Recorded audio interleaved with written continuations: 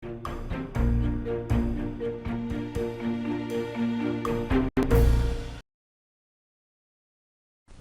반갑습니다. 5월 10일 화요일 마감 시황입니다. 자, 시장이 반등의 불씨를 좀 살렸습니다. 이 정도면은 괜찮아 라고 볼 수 있을 것 같아요. 물론 2600포인트를 다시 넘어가지는 못했습니다만 그래도 이 정도 올라왔다라면 나쁘지 않다 생각합니다. 2596포인트에서 마무리가 됐고요. 코스닥 같은 경우도 0.5% 하락한 걸로 마무리됐습니다. 장중에 3% 정도 하락했었던 모습을 생각해 본다라면 엄청나게 회복한 모습이죠.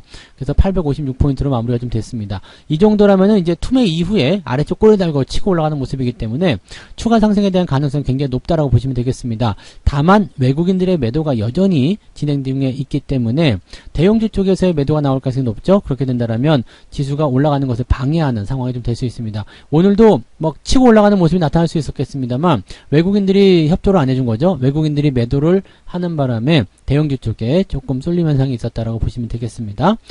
자, 그런 과정 속에서 이제 테마주들이 다시 또 반등세를 보이고 있습니다. 뭐 좀 잠잠했었던 우크라이나 관련한 종목군, 뭐 사료주 이런 것들 강하게 상승하는 모습이기도 했고요.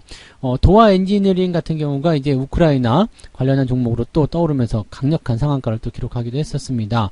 뭐 그런 부분들 좀 알아볼 거고요.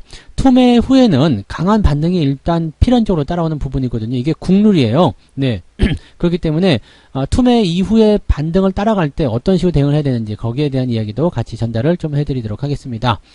차트 먼저 보도록 하죠.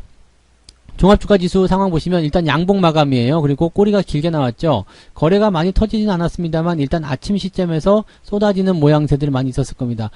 오늘 수급 동향을 보시면은 오전에 개인들 물량이 많이 나왔다는 것을 우리가 알 수 있었던 부분이고요. 또 반대 매매도 어느 정도 나왔을 거라 생각합니다. 그래서 개인들 물량을 어느 정도 소화한 시점에서 주가가 반등을 하는 그런 형태로 가고 있기 때문에 괜찮지 않나라고 판단되고요. 이번 주는 이제 목요일날 만기일이 있기 때문에 목요일날 만기일에 포인트를 맞춰주려면 2650포인트 이상 주가가 상승할 수도 있을 것 같습니다. 그러면 내일 조금 올라가고요. 그 다음에 그 다음날 한 번 더 올라가게 되면 만기일 포지션에 어느 정도 맞출 수가 있겠죠. 그래서 그 정도까지 한번 노리고 있는 것이 아닌가 생각되기도 하고요. 일단은 그 이후에는 이제 저항대에 진입하는 모습이기 때문에 단기적으로 어느 정도까지 튀어 올라갈 것인지에 대한 부분들은 일단 2650포인트 그 이상까지만 한번 노려보는 것이 어떻겠는가 생각하고요. 그 이후의 상황들은 그때 가서 다시 알아보는 게 좋을 것 같습니다. 일단은 만기일 변수가 있고요. 그 다음에 중후반부 들어서면서 미국의 물가지표, 실업지표 이런 것들 발표가 되기 때문에 거기에서의 어떤 기대감들은 계속 나와 있는 상태입니다. 그래서 주가가 일단 나스닥도 많이 빠졌고 경제지표도 좋게 나올 수 있는 시점으로 들어가기 때문에 주가의 반등을 어느 정도 기대할 수 있다. 이렇게 판단하시면 되겠죠.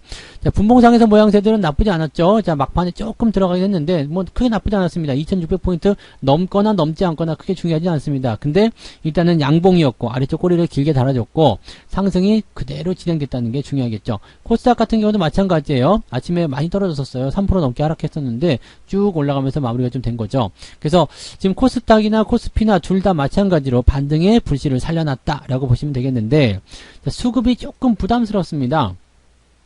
코스닥 쪽에서 외국인들이 매수를 좀 해주긴 했습니다만은 외국인들이 지금 거래소 쪽에서 무려 3천억 넘게 팔았죠. 업종별 현황으로 잠깐 들어가서 보시면 대형주 쪽에 일단 매도를 좀 치게 됩니다. 제조업, 전기전자 이렇게 들어가 있는 상황인데 외국인들의 매도는 무조건 대형주랑 연결되거든요. 그렇기 때문에 외국인들이 매도를 많이 쳤다 이렇게 되면은 대형주 쪽 분위기가 안 좋다. 그러면 시장이 올라가기 어렵다. 근데 오늘 시장 같은 경우는 마이너스 0.5%밖에 안 되잖아요. 코스피나 코스닥 둘 다 마찬가지 마이너스 0.5기 때문에 외국인들의 매도가 나온 것에 비하면 이 정도면 굉장히 양호했다고 볼 수 있거든요. 그래서 외국인 매도가 특별하게 좀 이제 집중된 그런 상황은 아니었을 것 같다는 판단이 좀 들어요. 그 예로 든다면 이제 뭐 하이닉스 같은 경우는 좀 많이 올라갔고요. 그 다음에 삼성전자 보합 수준에서 유지가 됐다는 거죠. 그러니까 이런 상황이 있다라면 어느 정도 지켜지는 모양새, 즉 매도를 치고는 있지만 대형주에 대한 매도가 나오고 있지만 어느 정도 지수를 지탱시키기 위한 움직임들은 어느 정도 생각하고 있었을 것이다라고 보시면 되겠죠. 그래서 그런 의미로 본다라면 지금은 저점권에 가까이 들어와 있는 상황이다라고 판단하실 수 있는 내용이 좀 될 것 같아요.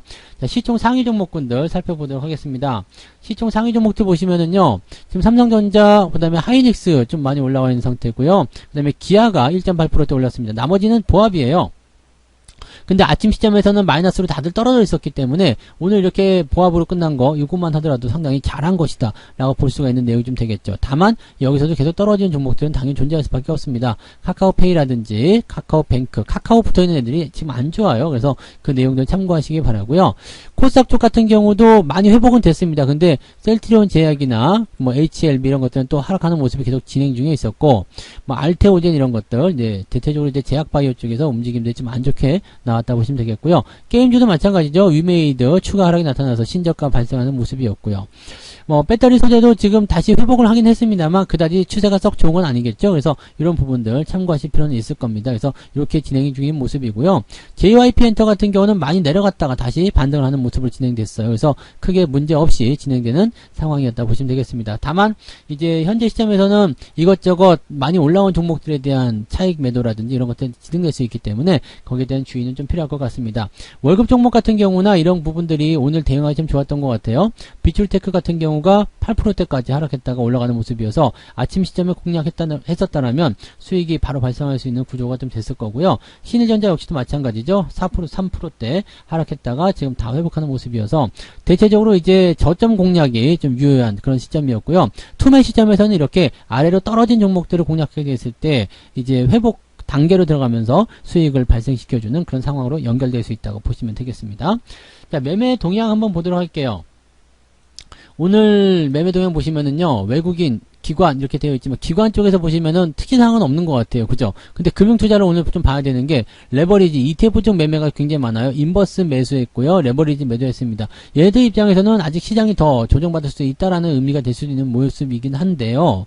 종목들에 대한 대응보다도 뭐가 있었어요? ETF에 대한 대응이었죠. 그리고 카카오나 삼성전자 이런 종목들을 매수하면서 일단은 시장을 받쳐주려는 움직임을 보였다라는 것을 중요하게 생각하셔야 될 것 같습니다. 연기금 역시도 뭐 크게 다르지 않은 그런 형태라고 보시면 되겠습니다. 오늘 도화 엔지니어링을 연기금이 좀 팔아먹는 모습이었는데 이게 우크라이나 재건 쪽에 연관이 된다 해가지고 이제 주가가 상한가로 진입을 했어요. 그래서 이 종목은 이제 뭐 다 아시겠죠? 그 예전에 유튜브에서 여러분들에게 3대가 먹고 살 주식으로 해서 말씀드렸던 주식들인데 이게 이 이후에 이제 한번 크게 상승했다가 들어와서 다시 나가는 그 형태인데 지금 뭐 조금 욕심을 부린다라면 조금만 더 올라가면은 뭐 100%도 나올 수 있는 상황이 좀 된 것 같아요. 뭐 추가 상승이 더 나와주면 좋겠지만 그런 부분이 나올런지는 이제 좀 봐야 되겠죠. 일단은 강한 양봉 그 다음에 이렇게 거래량이 터진 모습이기 때문에 오늘은 매수가 많이 들어왔다고 볼 수 있겠습니다. 근데 기관들 물량이 뚝 떨어진 것을 확인해 본다면 근데 외국인 매수는 또 들어왔단 말이죠. 그러니까 기관들은 일찌감치 차익 실현에 나선 것 같고요. 그 물량을 이제 개인과 외국인이 받았다 이렇게 생각하시면 될 것 같습니다. 뭐 어쨌든 상한가이기 때문에 당장 파는 건 아니죠. 한 번 더 봐야 되는 상황이니까 일단은 수익 계속 끌고 가시면 될 것 같다는 생각이 좀 듭니다. 뭐 그런 정도고 뭐 지금 연기금 쪽에서도 뭐 그렇게 크게 뭐 매수한다거나 매도한다거나 그런 모습은 없었어요. 그리고 오늘 기관 쪽에서도 그냥 뜨뜻미지근한 거죠. 뭐 이렇게 산다는 어떤 개념보다도 또는 판다는 개념보다도 그냥 이걸 뭐 그냥 뭐라 그럴까 적은 비중 그러니까 이 물량 자체가 많지가 않아요. 그리고 서로 팽팽하죠. 그러니까 매수도 아니고 매도도 아닌 그런 상태 속에서 레버리지와 인버스에 대한 이런 ETF 쪽 싸움을 하고 있는 상황이다. 시장의 방향성을 보고 있다는 이야기입니다. 그래서 시장의 방향성이 조금 더 확실해질 것인지 아닌지 거기에 대한 부분들을 가지고서 대응이 나가고 있다 보시면 되겠고요. 외국인들은 조금 상황이 다르죠. SK 하이닉스를 사들인 반면에 삼성전자를 다시 팔았습니다. 외국인들이 삼성전자를 막판에 떨구게 되면서 이제 주가가 같이 좀 밀리는 모습이 좀 나왔다 보시면 될 것 같은데 외국인들이 삼성전자를 파는 이유는 간단해요. 많은 사람들이 달라붙어 있기 때문이다 보시면 되겠죠. 그래서 충분히 이제 그 물량이 가벼워지게 된다면 거기서부터 매수가 들어갈 수 있다 보시면 되겠습니다. 외국인들이 매수가 들어오기 전까지는 일단 삼성전자가 올라가기가 어려울 테고요. 삼성전자가 올라가기 어렵다는 것은 지수도 크게 반등하기가 어렵다는 얘기가 되겠죠. 그래서 지금 일단 현재 시점에서 바닥을 잡아주는 게 제일 중요하지 않을까 생각되니까 그런 내용들 참고하시고요. 하이닉스나 기아 같은 경우를 매수해서 들어오는 부분들은 이제 약간 뭐라 그럴까요? 대형주이기는 한데 뭐 약간 2등주라고 봐야 되나요? 이런 종목들의 매수가 좀 들어가 있는 모습인 것 같기도 합니다. 그래서 뭐 삼성전자를 팔아먹는 것은 그냥 지수에 대한 그런 관점일 테고요. 하이닉스라든지 이런 그 외 종목들 사는 것은 이제 업종에 대한 또는 앞으로의 전망에 대한 그런 부분을 보시면 되겠습니다. 삼성전자를 저렇게 눌렀다라는 것은 아마 삼성전자를 오늘 순매수 들어갔으면 지수가 오늘은 플러스로 한참 넘어갔을 것 같은데요. 만약에 삼성전자가 이렇게 눌렀다는 것은 아무래도 만기를 염두에 두고 있다. 그래서 지수가 너무 많이 오르면 부담스럽기 때문에 그 부분을 막았을 수 있겠다라고 생각하실 필요는 있을 것 같습니다. 그래서 외국인들 입장에서도 일단은 지수가 올라가는 것에 대한 어떤 신경 이런 것들 좀 쓰고 있다라고 생각하시면 될 것 같고요.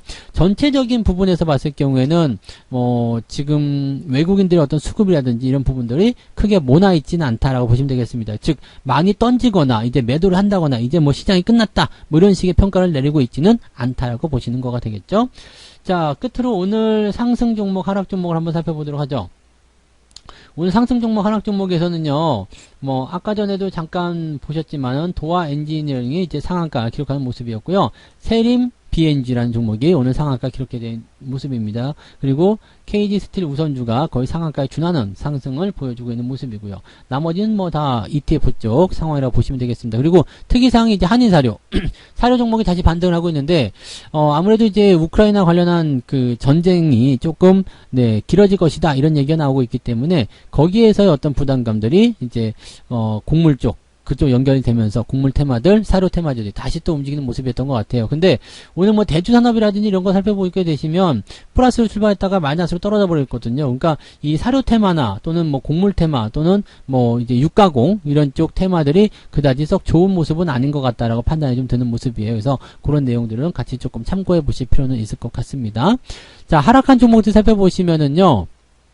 대부분이 ETF예요. 그래서 오늘은 많이 내려간 종목이 없다라고 생각하시면 되겠습니다. 많이 내려간 종목 별로 없고요. 대부분이 ETF 쪽, 그 다음에 낙폭이 큰 종목도 그다지 많지 않았다. 이런 것들도 한번 생각해 보실 필요가 있겠습니다. 그래서 오늘 시장은 일단은 괜찮은 것 같은 그런 생각으로 좀 가져가시면 됐고, 시장이 괜찮고 또 종목들의 움직임도 나쁘지 않다. 그리고 반등의 실마리를 살려놨다. 이런 정도만 계산하시면 되겠습니다. 오늘은 매수를 꼭 굳이 안 하셔도 상관없지만 매수하셔도 상관없는 날이고요. 그 다음에 오늘 매수를 못 하셨다. 내일 상황 보고 진행하겠다. 괜찮습니다. 그리고 오히려 만기일까지 다 지켜보고 목요일 정도나 금요일 시점에서 매수를 하시는 것도 나쁘지 않습니다. 기존에 있던 종목들이 움직이려고 할 때 추가 매수 들어가는 것은 상관없겠습니다만 신규 접근 들어가실 때는 항상 신중하게 고려하시고 생각하신 다음에 진입을 하시면 좋을 것 같아요. 네, 그 부분 참고하시고 일단은 시장이 연속 반등이 연결될 수 있겠는가, 연속적인 반등이 나오게 된다면 어느 정도까지 또 주가가 상승할 수 있겠는가, 거기에 대한 부분도 같이 고민을 해야 될 필요성이 있겠습니다. 자, 그래서 거기까지 일단 우리가 살펴보시면 될 것 같고요. 오늘은 일단 반등에 대한 실마리를 풀었다. 반등에 대한 불씨를 살렸다. 그 정도까지만 기억하시면 될 것 같고, 내일부터 이제 주가가 호재성 재료를 타든 기술적 반등이 되든 주가가 상승하게 되면서 분위기를 조금 어떻게 잡아가느냐에 따라 우리가 대응 전략을 달리 하시면 될 것 같습니다. 근데 이번 주까지는요, 일단은 2650만 넘어가면 된다. 이렇게 생각하시면 편안한 대응이 되지 않을까라고 생각하니까 그 부분 참고하시면 되겠습니다. 즐거운 저녁 보내시고요. 저는 내일 아침에 아침 시황으로 다시 오도록 하겠습니다. 오늘도 고생 많으셨고요. 여기서 마치도록 하겠습니다. 고맙습니다. 본 방송에서 제공되는 모든 정보는 투자 판단의 참고 자료이며 투자의 최종 책임은 본 방송을 이용하는 본인에게 있습니다.